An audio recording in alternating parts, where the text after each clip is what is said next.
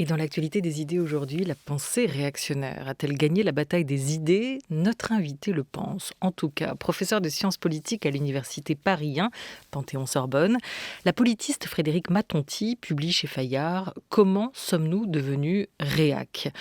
Après avoir écrit sur des intellectuels, les intellectuels communistes, l'ordre des sexes en politique, aussi dans le genre présidentiel, ou encore le structuralisme. S'il y a toujours eu des thèses extrêmes ou réactionnaires, ce qui la frappe aujourd'hui, c'est la manifestation décomplexée de ces idées dans l'espace public. Et que la gauche n'ait plus l'ambition de déconstruire ces idées en construisant des remparts contre ces discours, rendant leur hégémonie possible. Bonjour à vous, Frédérique Matonti. Bonjour. Merci d'être avec nous. Est-ce qu'on peut commencer par définir ce terme, réac ou réactionnaire?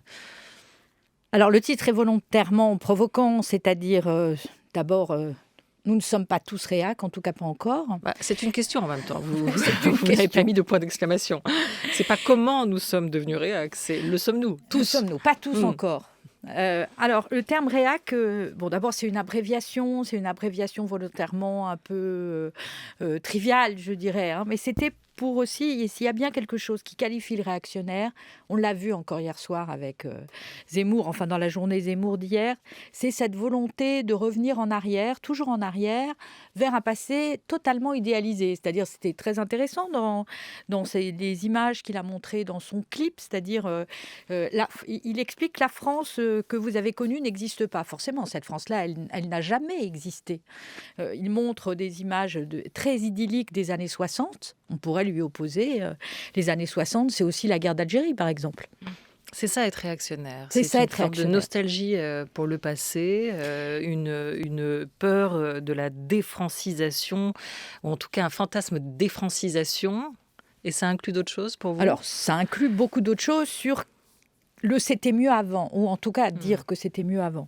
Ça inclut par exemple, beaucoup, les femmes sont très importantes dans cette histoire, que les rapports avec les hommes et les femmes, ils étaient mieux avant, ils étaient sous le rempart de la séduction, ou bien ils étaient faits sur le mode de l'alliance, de la complémentarité, alors qu'aujourd'hui on serait tombé à la mode américaine dans la guerre des sexes. L'école, le niveau n'arrête pas de baisser, il n'arrête pas d'être de plus en plus mauvais, par exemple. Ça aussi, hein, ça fait partie des choses. On donne beaucoup trop de droits aux minorités, alors que les minorités auparavant restaient en place. Les émigrés, ils avaient le bon goût de s'assimiler. Là aussi, hein, c'est un peu ce qu'a dit Zemmour hier soir sur le plateau de TF1. Aujourd'hui, ils revendiquent des droits. Donc, c'est une France totalement idéalisée qui n'a jamais existé et qui est comme ça, brandie, portée. Et hier soir encore, Zemmour a parlé du fait qu'il voulait restaurer une histoire française de 1000 ans. Alors on ne sait même pas où ça commence, où ça se finit, mais peu importe, voilà. C'est cette nostalgie-là qui unit beaucoup de réacs. Après, on pourrait ajouter d'autres termes. C'est le fait de refuser absolument l'ouverture des frontières, par exemple. Donc c'est pourquoi je mets des souverainistes dans le paquet. Alors, Éric Zemmour, qui est entré en campagne présidentielle hier, et à vous entendre réac, mais peut-être pas que d'ailleurs, on va y revenir. Être réac, pour vous, ce serait manier cette ritournelle du c'était mieux avant, se poser dans une posture aussi de déploration globale et générale face aux grandes mutations de ce monde, Frédérique Matonti. Quelle différence quand même encore entre le réactionnaire et le conservateur? Le conservateur, c'est quelqu'un qui souhaite que les choses ne changent pas. C'est pas forcément quelqu'un qui souhaite qu'on revienne en arrière et qu'on annule des choses existantes. Par ailleurs, puisque si on reprend toujours le cas Zemmour, hier, il explique que certes, il a été condamné pour des propos racistes, mais comme c'est une loi qui en fait est une loi qui porte sur la liberté d'expression, il va suffire d'enlever la loi. Là, ça crée, je crois, une véritable différence. Et puis, il y a aussi quelque chose, je dirais, qui est très important chez tous ces réacs, c'est la phrase qu'il répète toujours, et partout, je dirais, qui est « on ne peut plus rien dire ». On ne peut plus rien faire quand il parle de séduction, et on ne peut plus rien dire quand il parle de politique. On se sent censuré, en On se fait. sent Ouais. censuré. L'époque n'est plus à vos idées. Or, est-ce le cas, hein? Vous le dites, l'idéologie réactionnaire, elle est en train de s'étendre, de s'élargir. Elle a trouvé un périmètre où s'installer de plus en plus large et elle ne se cantonne pas à l'extrême droite. Des braconnages, dites-vous, sur les terres de la réaction sont faits. Par qui? Par des candidats notamment du parti qu'on appelle aujourd'hui les Républicains. Cette course à l'extrême droite chez les politiques, on la retrouve dans la bouche d'Éric Ciotti, qu'on écoute. Moi, j'ai décidé de balayer le politiquement correct. Parce que dans ma circonscription, sur le terrain, les gens, ils voient la vérité. Ils voient que notre société, elle se modifie dangereusement. Moi, je propose des mesures simples. Le droit du sang, pour ne plus devenir français par hasard. La priorité nationale, oh là là, vous allez hurler sans doute, mais c'est pour mettre un terme à l'aspirateur social qui fait de notre pays le pays le plus généreux d'Europe. Ensuite, je propose un permis à points migratoire. Ça existe au Canada notamment. Avant d'accueillir quelqu'un, il faut vérifier qu'il parle notre langue, qu'il puisse avoir potentiellement un travail, qu'il adhère aux valeurs de la République. On voit aujourd'hui les dérives, les malheurs même du communautarisme islamiste.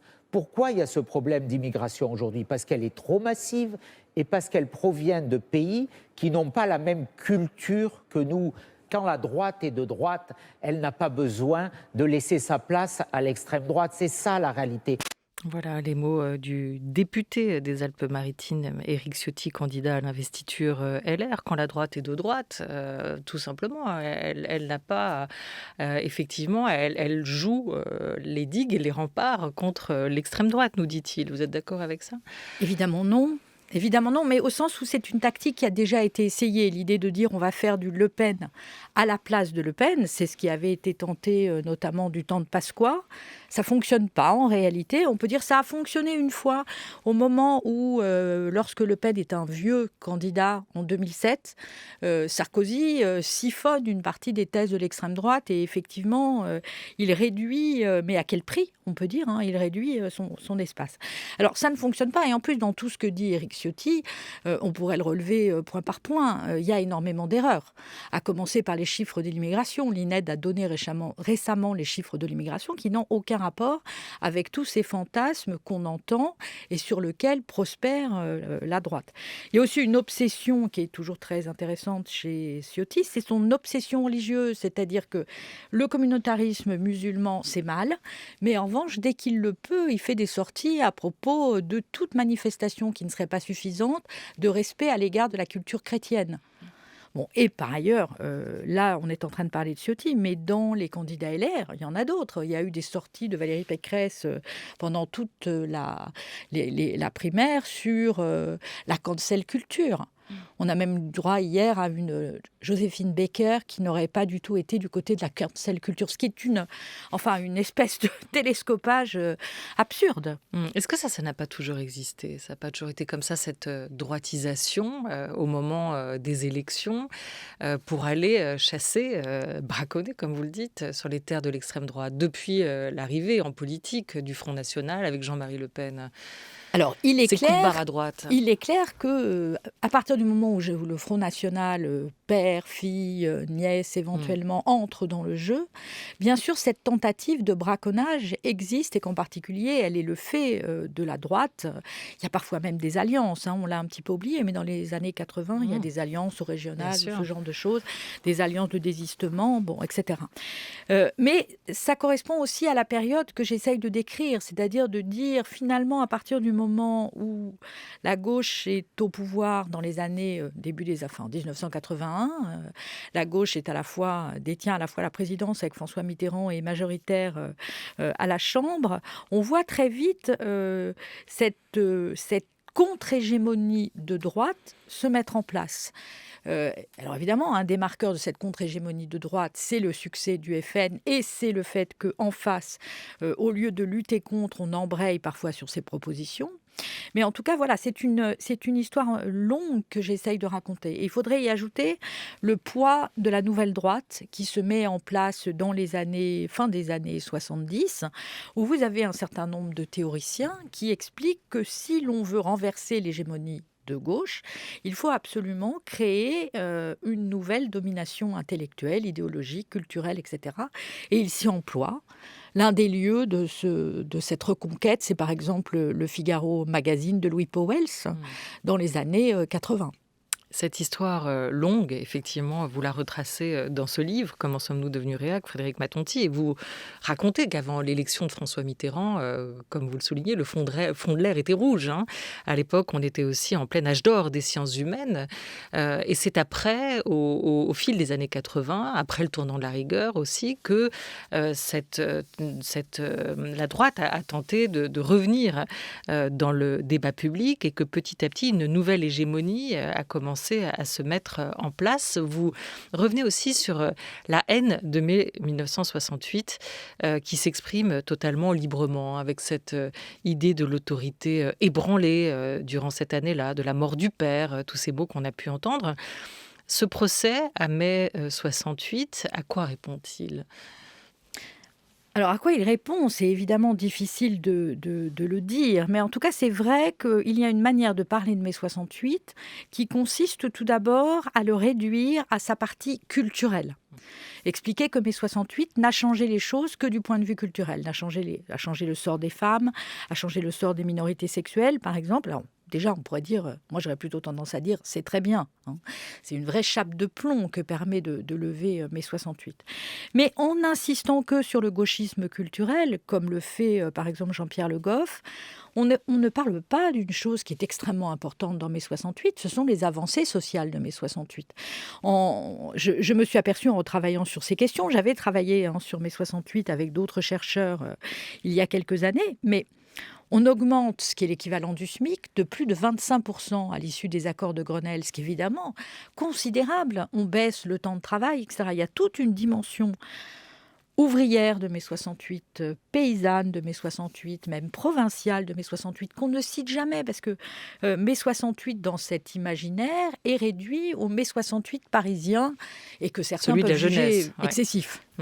Et on ne voit pas tous les acquis derrière. Et on ne voit pas les acquis de cette période-là. Et c'est aussi comme ça qu'il faudrait penser et comprendre pour vous mai 68 sur ce temps long de la vie des idées, dans cette bataille des idées. Pour vous, quelle rupture va s'incarner en mai 68, justement ?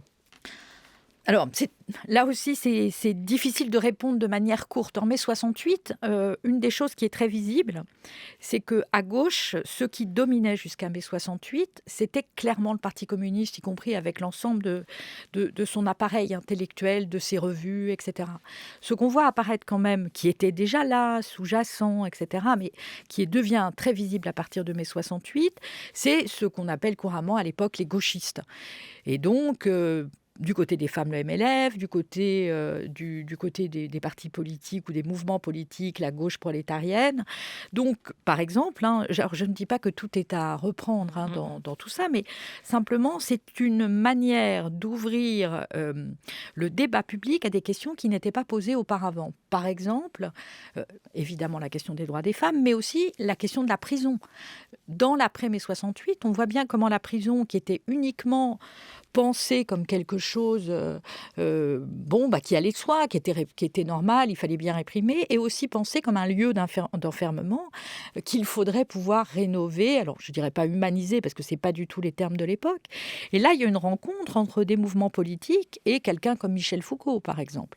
Vous parliez des sciences humaines, c'est vrai que cette période est une période d'âge d'or des sciences humaines, y compris dans les ventes, 87, vous revenez sur la publication de La défaite de la pensée d'Alain Finkielkraut, producteur ici à France Culture de Réplique. En quoi ce livre, sa parution, marque aussi un moment, ou marque en tout cas un glissement, un tournant, et cette idée que vous évoquiez de la pensée d'une gauche progressiste qui n'est plus hégémonique. Alors, le livre de Finkielkraut, il paraît en 87, donc on est déjà On est déjà la gauche est au pouvoir, mais a connu une cohabitation. Cette gauche, déjà, elle a reculé sur un certain nombre de ses ambitions, qui étaient, par exemple, donner le droit de vote aux émigrés, rénover beaucoup plus profondément l'économie qu'elle ne l'a faite, etc. Mais c'est pas là-dessus que Finkielkraut intervient. Finkielkraut, il intervient en argumentant sur 2 thèmes différents. Le premier thème, c'est celui de la culture. Il considère, et c'est une critique de la politique de Jack Lang, il n'est pas tout seul à dire ça à cette époque, il considère que Jack Lang, par sa politique culturelle, qui est au contraire une politique tout à fait ambitieuse, etc., et sans doute la plus ambitieuse depuis très longtemps, il considère qu'en fait, il délégitime la grande culture. Donc, on va s'intéresser, dit-il, et c'est très mal, à la pub, aux clips, aux graffitis, et je ne sais quoi. Ça, c'est un de ses axes. Son deuxième axe, c'est sa protestation contre les mouvements antiracistes, et en particulier vis-à-vis de la visibilité de SOS Racisme, qui organise des concerts, un fameux concert en 85 sur la place de la Concorde, et il considère qu'il y a là d'abord une exaltation du multiculturalisme, c'est le terme qu'on emploie à l'époque, une exaltation du jeunisme, puisqu'on n'écoute que les jeunes. Et bien entendu, au bout d'un moment, ces 2 courants se rejoignent dans ce qu'il dit, et on le voit particulièrement actif pour dénoncer le défilé de 1780, enfin de commémoration du bicentenaire de 1789, au moment du défilé Jean-Paul Goude, où c'est pour lui l'aberration. C'est-à-dire qu'il y a à la fois le côté tribal, dit-il, de ce qu'on voit dans ce défilé, le côté négation de la grande culture au profit d'un auteur de publicité, etc., etc. Finalement, il n'a pas tellement changé d'avis avec la publication aussi de son dernier livre sur la fin de la littérature. Il revient aussi sur certains de ses débats, Alain Finkielkraut, sur cette idée, ce qui est intéressant, de cette grande culture qui, dans les années 80, déjà est en train de disparaître ou de péricliter au profit d'autres cultures plus minoritaires. On retrouve à peu près les mêmes débats, dites-vous, aujourd'hui, avec tout ce qui se dit et se joue autour notamment de la cancel culture ou de la pensée woke.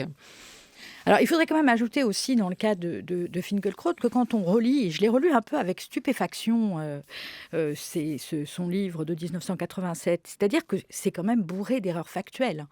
Ce qu'il raconte de Lévi-Strauss, par exemple, normalement devrait faire dresser les cheveux sur la tête de tout lecteur. Ce qu'il raconte de Herder prouve qu'il n'y comprend pas grand-chose. Enfin, il y a aussi ça. C'est-à-dire qu'il faut quand même bien avoir en tête que beaucoup de ces essayistes sont aussi, alors ce que Bourdieu appelait des fast thinkers, c'est-à-dire des gens qui pensent vite, qui n'étayent pas forcément suffisamment leurs propos, et qui en particulier récusent toute la dimension empirique des sciences un peu moins sociales. d'accord avec vous. C'est un assez d'intervention aussi, et mettre Alain Finkielkraut dans les fast thinkers, comme vous les appelez, lui qui est quand même philosophe, universitaire aussi à sa manière, je ne sais pas, j'ai l'impression que parfois vous confondez peut-être un peu toutes les catégories, et il y a aussi une marge d'interprétation sur ces phénomènes pour chacun. Alors je ne suis pas la première à dire que sur Herder, il n'y a pas compris grand-chose. Aujourd'hui, Herder est un auteur qui est plutôt totalement réévalué, et au contraire... C'est intéressant quand vous parlez de cette droitisation de cette pensée, de ces fast thinkers, justement. Dans les médias, ils sont très présents, et vous citez pêle-mêle Mathieu Bock-Côté, Eugénie Bastier, Charlotte Dornelas, Pascal Praud, Alexandre Devecchio, Sonia Mabrouk, Natacha Polony, Elisabeth Lévy, Geoffroy Lejeune, Éric Zemmour, qui a fait ses armes quand même dans les médias, on ne l'oubliera pas. Est-ce qu'ils incarnent tous la même chose? Est-ce qu'ils sont tous au même niveau? Qu'est-ce qui différencie le chercheur, pour vous, ou le vrai penseur du fast thinker, de rapide? Le travail, peut-être. Le travail. le fait d'étayer ce qu'on dit, de parler de ce qu'on connaît. Alors je pense aussi qu'il y a derrière tout ça une modification du métier d'intellectuel et du métier d'enseignant-chercheur et de chercheur. C'est-à-dire que ce qui est aussi très frappant quand on regarde la manière dont se construisent les carrières aujourd'hui universitaires, le temps passé aux tâches administratives, le temps passé à la recherche de financement fait qu'il est de moins en moins facile de trouver celui de pouvoir écrire des livres qui font date, des livres qui soient parfaitement étayés sur des données empiriques, statistiques, de terrain, ce que l'on veut. Et que la différence avec tous ces gens, alors avec leur obsession personnelle. Eugénie Bastier, elle est obsédée plutôt par des questions féministes qu'autre chose. Bock-Côté, son obsession, c'est plutôt le politiquement correct, etc. Mais ce qui est frappant, c'est que la plupart d'entre eux, justement, ne sont pas des vrais chercheurs, n'ont pas fait cet effort du travail de l'empirie, de la vérification de ce qu'ils disent. Évidemment, le maximum est atteint par Zemmour, qui peut en histoire dire des choses qui sont totalement fausses. Alors, sciemment, sans doute. Mais voilà, donc c'est quand même ça la différence. La différence, c'est bête de le dire comme ça, mais c'est le travail. Mais il y a aussi des penseurs de gauche, progressistes, qui font pas forcément ce travail empirique et qui interviennent dans l'espace public et qui font des ouvrages d'intervention qui visent à dénoncer. Mais moi, je n'ai rien contre l'ouvrage d'intervention. Le mien est un ouvrage d'intervention. Mais j'ai quand même essayé à chaque fois que j'évoquais un sujet, par exemple, sur la laïcité, sur le droit de vote des émigrés, etc. J'ai essayé à chaque fois d'opposer à ce discours des essayistes, justement, plutôt des discours des sciences sociales. Montrer ce que les sciences sociales pouvaient dire sur ce type de sujet. À chaque fois, j'ai essayé de le faire. Et vous semblez dire, Frédéric Patonti, que les vrais chercheurs, on ne leur tend pas assez le micro. En tout cas, leur parole est de moins en moins audible dans l'espace public. Ce qui est intéressant, c'est que de l'autre côté du spectre, ces fameux réacs, eux, ont le sentiment, au contraire, qu'il faut qu'ils interviennent dans l'espace public parce que leur pensée est complètement occultée. Ce que rappelait Eugénie Bastier à ce micro à l'occasion de la sortie de son ouvrage « Réflexion autour de cette bataille des idées ». J'étais assez perturbée, justement, vous l'avez dit dans votre introduction, par cette espèce de discours dissonant dans le débat public, ce paradoxe qui fait que chacun, finalement, récuse l'idée d'avoir gagné la bataille des idées. Chacun accuse son adversaire de l'avoir gagné. Les libéraux disent que nous vivons dans un État socialiste. Les gens de gauche disent que nous vivons justement sous le règne du néolibéralisme. Une partie de la gauche dit que les réacs ont gagné la bataille des idées et les réacs eux-mêmes, ceux qui sont désignés ainsi, disent que la gauche est hégémonique. Et j'essaie d'y voir un peu plus clair. Et aussi de répondre à cette question de est-ce que c'était mieux avant véritablement le débat intellectuel ? Chacun ne voit midi à sa porte, en fait, non ? Vous n'avez pas ce sentiment-là, Frédéric Patonti ? C'est peut-être un peu facile de le dire comme ça. Je pense qu'on peut prendre un exemple clair dans les médias. Au printemps, la radio Europe 1 est passée dans les mains, sous la coupe de Bolloré. Il y a à peu près 80 journalistes et animateurs qui sont partis, soit contraints, soit par choix, parce qu'ils estimaient qu'ils ne pourraient plus s'y exprimer. Et quand on regarde la manière dont l'information, dont les entretiens, dont les interviews le matin ont lieu, on a plutôt l'impression que la pensée réactionnaire, et même très réactionnaire, grignote de plus en plus d'espace que l'inverse. Est-ce que vous diriez, parce que à côté de ça, d'autres disent Europe 1, RTL, ces radios-là sont en train de basculer à droite, mais les radios du service public, elles, sont en terrain conquis quand il s'agit de mettre en avant une pensée de gauche ou une pensée progressiste, et donc peut-être l'équilibre se fait. J'en reviens à Éric Zemmour.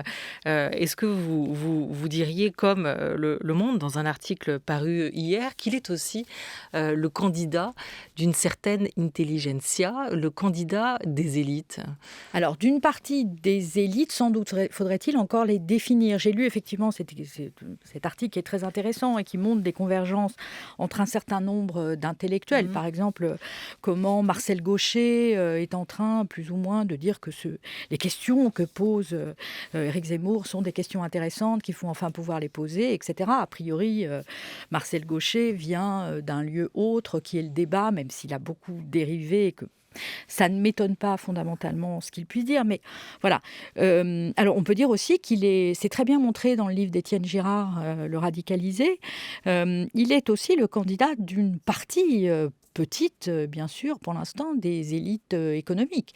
Et puis, franchement, il a été dopé par la radio Bolloré. Et pour revenir à la question que vous posez du service public, je pense que ça dépend qui et ça dépend quoi dans le service public. Il ne faut pas oublier qu'il a fait, certes, il n'a pas appris à être journaliste chez Ruquier, mais pendant 5 ans, il a été sniper chez Ruquier. Il y a appris des savoir-faire, qu'il n'a pas très bien réussi hier soir à utiliser face à Gilles Boulot. Mais enfin, il a appris des savoir-faire et ces savoir-faire sont redoutables en débat. Et c'est bien sur le service public que ça se passe, ça pourtant. Éric Zemmour, proche aussi d'une certaine élite économique. Finalement, on en revient un peu à cette question, on a ouvert avec. Aujourd'hui, pour vous, de quoi est-il le nom ? Voilà, la question est bateau, mais c'est vrai, qu'est-ce qu'il incarne ? Vous disiez réactionnaire, mais pas que. Il parle à qui, Éric Zemmour, aujourd'hui, pour vous ?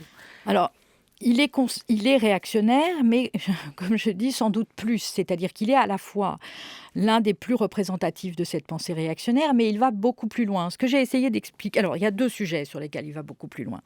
Il y a la question, évidemment, de Pétain et du Pétain sauveur des Juifs qu'il aborde, et qu'il aborde ouvertement, alors que l'extrême droite française ne pouvait dire ce genre de choses que dans l'entre-soi.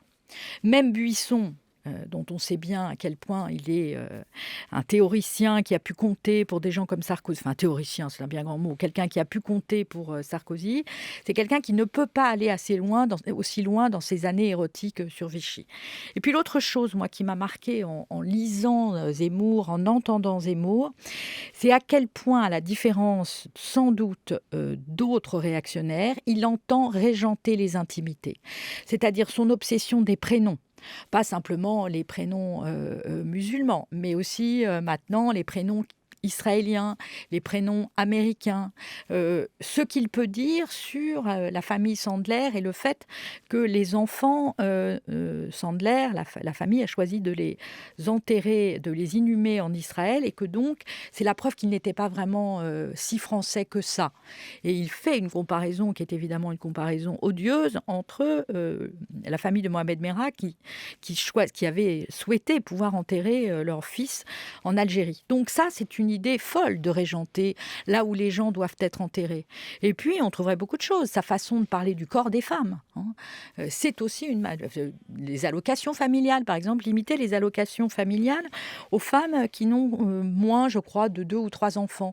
Parce qu'évidemment, les autres, il imagine que ce sont des familles musulmanes et que donc on va pouvoir comme ça limiter le nombre d'enfants qu'elles font. C'est absolument fou quand on y réfléchit. Alors, dans son clip de lancement de campagne que vous avez regardé, que vous allez pouvoir nous expliquer aussi, ou nous dire avec quel code il joue peut-être dans ce clip, on va en écouter un extrait et essayer de voir quels sont les noms, les visages qu'il convoque pour incarner cette idée de la francité. Mes chers compatriotes, depuis des années, un même sentiment vous étreint, vous oppresse, vous hante. Un sentiment étrange et pénétrant de dépossession. Et vous avez l'impression de ne plus être dans le pays que vous connaissez. Vous vous souvenez du pays que vous avez connu dans votre enfance, vous vous souvenez du pays que vos parents vous ont décrit, vous vous souvenez du pays que vous retrouvez dans les films ou dans les livres, le pays de Jeanne d'Arc et de Louis XIV, le pays de Bonaparte et du général de Gaulle, le pays des chevaliers et des gentes dames, le pays de Victor Hugo et de Chateaubriand, le pays de Pascal et de Descartes, le pays des fables de La Fontaine, des personnages de Molière et des vers de Racine, le pays de Notre-Dame de Paris et des clochers dans les villages, le pays de Gavroche. Voilà, et le pays de Brassens, et le pays de Barbara, et le pays de Gaulle, et le pays de Jeanne d'Arc, pour ce clip-là. Quels sont... À vos yeux, alors est-ce que là il y a erreur factuelle ou dans ce qui est évoqué d'abord, est-ce que c'est ça qui vous marque ou c'est le fait qu'il reconvoque tous ces visages, toutes ces personnes, tous ces symboles à des fins qui sont assez manipulées ou détournées en tout cas par rapport à la fonction première du message? C'est évidemment comme toujours avec lui, d'abord beaucoup de faux. à la Trump, à la Bolsonaro, etc. Donc il y a beaucoup de faux dans tout ce qu'il raconte. L'image qu'il donne de la France des années 60 est une image qui n'a jamais existé. Sa manière d'enrôler, alors plein de gens ont protesté sur ce clip, des familles, etc. Alors, par exemple, j'ai entendu qu'il enrôle Molière, Descartes, Pascal, Victor Hugo, Gavroche. Tout ça, ce sont évidemment des figures qui n'ont aucun rapport avec la pensée de Zemmour. Victor Hugo, c'est la gauche. Victor Hugo, c'est la gauche républicaine. C'est celui qui a un enterrement où le peuple de Paris le suit. Les Misérables, c'est un roman qui n'a aucun rapport avec ce qu'il raconte. Pareil pour Descartes. Descartes, c'est le bon sens. Descartes, c'est celui qui, au contraire, se débarrasse, fait table rase de toutes les opinions reçues, alors qu'on peut dire, au contraire, que Éric Zemmour, c'est précisément celui qui construit sa candidature sur des opinions reçues. Alors, il y a ceux qui ont protesté parce qu'ils étaient enrôlés de force. C'est le cas de la famille de Barbara. Je ne vais pas épiloguer sur à quel point Barbara... Parce qu'ils ont du droit à l'image et des droits d'auteur pour d'autres. Mais il y a aussi le fait qu'il dénonce un certain nombre de personnes qu'il considère comme des bien-pensants. Je crois, il y a Émeric Caron, il y a BHL, il y a Éric Fassin, il y a Yann Barthès, il y a Ursula von der Leyen, il y a Philippe Martinez. Il y a aussi une extraordinaire violence chez lui, parce que ce qui est frappant aussi chez Zemmour, c'est sa violence. C'est une violence à laquelle on a du mal à répliquer, précisément. Et sans compter qu'il se fait toujours passer pour la victime. Ce qu'il a fait hier soir sur le plateau, c'est-à-dire, en fait, est à peu près incapable de répondre à ce que dit Gilles Boulot et à faire comme si les textes qu'il avait écrits sur les femmes, ça n'avait plus cours. Mais c'est ce qui est intéressant aussi, ce que vous évoquiez tout à l'heure, il cite effectivement un certain nombre de figures pour lui de la gauche, comme Éric Fassin, qui citait dans cette vidéo de campagne d'Éric Zemmour, réagissait hier dans Libération, cité parmi les bien-pensants, les chercheurs, les sociologues qui ont méprisé les Français. C'est aussi de ça dont il se fait accuser dans cette vidéo. Éric Fassin, dans Libé, parle, lui, d'un anti-intellectualisme et d'un néofascisme. Alors, en tout cas, ça, c'est sa qualification, lui, de la pensée zemmourienne. Mais anti-intellectualisme, ça rejoint ce que vous disiez tout à l'heure, sur la place de cette parole travaillée, la place de la recherche et de la place simplement qu'on fait aux intellectuels et aux idées dans le débat aujourd'hui. Tout à fait. J'ai lu sa contribution effectivement ce matin et j'étais tout à fait d'accord avec ce qu'il pouvait dire. Et en particulier, il y a chez beaucoup de ces penseurs, entre guillemets, un refus absolu des sciences sociales, des sciences humaines et sociales, un mépris des sciences humaines et sociales. On voit bien que s'il n'y avait pas ce jeu chez Zemmour, s'il n'y avait pas ce choix de faire de l'histoire une arme politique, sa candidature n'aurait pas exactement le même sens, et c'est une arme considérable qu'il brandit aujourd'hui. Ça consiste à, contre le savoir historique, faire de l'histoire une arme. Oui, c'est intéressant cette idée d'anti-intellectualisme, alors même que Éric Zemmour bluffe certains par sa connaissance. Parce qu'on n'interroge jamais sur sa connaissance. Par exemple, ça m'a frappé. Il joue avec énormément de références. Bien sûr, mais alors d'abord, ça a été montré dans je ne sais plus quelle émission que le temps où on le contredisait était quand même relativement faible. Mais moi, par exemple, je serais très étonnée de savoir, il dit, tous les anthropologues savent que quand on est enterré dans la terre à laquelle on appartient. Eh ben moi, j'aimerais bien savoir quels sont les anthropologues qui disent ça, parce qu'aucun anthropologue ne dit ça. Peut-être les anthropologues de la Padanie, ces idéologues de l'Italie, qui ont soutenu les mouvements d'extrême droite en Italie, mais aucun anthropologue ne dit ça. J'aimerais qu'on écoute une deuxième fois, si vous le permettez, Eugénie Bastier, pour vous faire réagir à ce qu'elle évoquait. Elle est l'auteure, je rappelle, de La guerre des idées, paru récemment chez Robert Laffont, sur la corrélation éventuelle entre la violence des discours et la violence du réel. On l'écoute. L'exercice du débat en Occident a été compris comme une alternative à la guerre civile. La guerre des idées est une alternative à la guerre civile. C'est parce qu'on échange intellectuellement sur des principes opposés dans le débat public de façon argumentée qu'on n'en vient pas justement aux mains. Et je crois justement à l'inverse, parce que beaucoup de beaucoup de gens disent que quand on libère la parole, ensuite, il y a une libération de la violence. Moi, je crois au contraire que la parole n'est pas une antichambre de la violence, mais au contraire un moyen de canaliser finalement les débats de la société. Sinon, ils peuvent ressurgir de manière très très violente si on ne les traite pas de façon argumentée dans le débat public. La parole n'est pas l'antichambre de la violence. Vous êtes d'accord avec elle sur ce point, Frédérique Matonti? Évidemment non. Enfin, je veux dire, on a vu aux États-Unis comment les guerres culturelles étaient aussi des instruments de conquête du pouvoir. On a vu comment s'est fini le mandat de Trump, c'est-à-dire dans une très grande violence. Et c'est toujours un argument qui est de dire la liberté de parole, c'est-à-dire en fait la liberté de tenir des propos. Alors c'est pas son cas ici, mais là c'est pas son cas ici, mais de tenir des propos racistes, antiféministes, homophobes, etc. En fait, c'est pas grave parce que c'est de la liberté de parole. Bon. On sait quand même où ça mène, la liberté de parole. Enfin, je veux dire, Mein Kampf, c'est de la liberté de parole.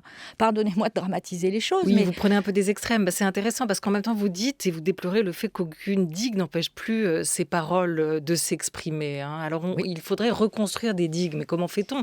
Parce qu'effectivement, la liberté d'expression est quelque chose à laquelle tout le monde tient aussi aujourd'hui. Moi, et toutes les idées, c'est aussi le pluralisme, doivent pouvoir s'exprimer. Alors, moi, je tiens beaucoup à la liberté d'expression. D'ailleurs, sinon, dans le respect de la loi, j'imagine. Mais dans le respect de la loi. Et c'est toute la différence. C'est-à-dire que Renaud Camus... Mais toute pensée réac n'est pas hors la loi. Pas du tout. Mais est-ce que Renaud Camus est dans quand il parle de grand remplacement, est-ce qu'il est véritablement dans le cadre de la loi? Zemmour est tellement pas dans le cadre de la loi qu'il se retrouve avec des procès. Donc, on voit bien que, heureusement qu'il y a cette digue. Heureusement qu'il y a au moins cette digue de la loi, et d'ailleurs c'est celle-là qu'il veut ôter s'il devient président de la République, comme il l'a rappelé justement hier soir. Donc moi je suis pour évidemment que toutes les opinions puissent s'exprimer. En même temps, je remarque que dans les plateaux, l'écrasante majorité de ceux qui parlent sont plutôt d'un côté que de l'autre, mais qu'on respecte évidemment tout ce qui est la loi, le fait qu'il y a des bornes, et notamment l'insulte. Enfin, l'insulte fait partie des choses qui doivent être proscrites, à mon sens, de l'espace public. Et pourquoi les progressistes, cette parole-là vous semble minoritaire aujourd'hui sur les plateaux télé? Pourquoi justement ne vont-ils pas au front dresser des digues contre ces discours-là? Alors, on pourrait répondre, mais je crois que ce ne serait pas la bonne réponse. Qu'on ne les invite peut-être pas assez. Je crois que ce n'est pas la bonne réponse. La bonne réponse, c'est aussi qu'une partie de la gauche a abdiqué dans sa capacité à s'opposer à ce discours. Au contraire, elle a fait un certain nombre de concessions. Quand je vois aujourd'hui qu'une partie de la gauche discute et s'inquiète de la fameuse cancel culture, alors qu'on pourrait s'inquiéter de tout à fait autre chose, il me semble aussi que une partie de la gauche n'a pas toujours le discours qu'il faudrait et la capacité à reconstruire un programme, une idéologie, une hégémonie culturelle pour pouvoir justement s'imposer face à cette hégémonie réactionnaire. Donc c'est en partie aussi de sa faute à elle, en tout cas, de la gauche, d'avoir renoncé là-dessus. Une partie de la gauche, on va dire. Une partie. Et vous l'invitez aujourd'hui à retourner au front? Oui.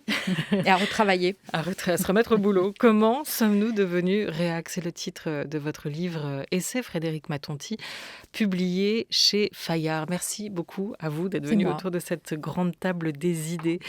Merci à toute l'équipe de la grande table, à Lucas Bretonnier avec Laura Dutèche-Pérez et Marceau Vassy pour la deuxième partie de cette émission, programmée et préparée par leurs soins. Merci à Oriane Delacroix avec Henri Leblanc pour la Grande Table Culture aujourd'hui et avec l'aide toujours très précieuse de Marie Fraboulet et de Hosanna Chauvin à la réalisation aujourd'hui. C'était Thomas Beau avec Jean-Guy Lamège. Je vous souhaite une très belle après-midi sur France Culture.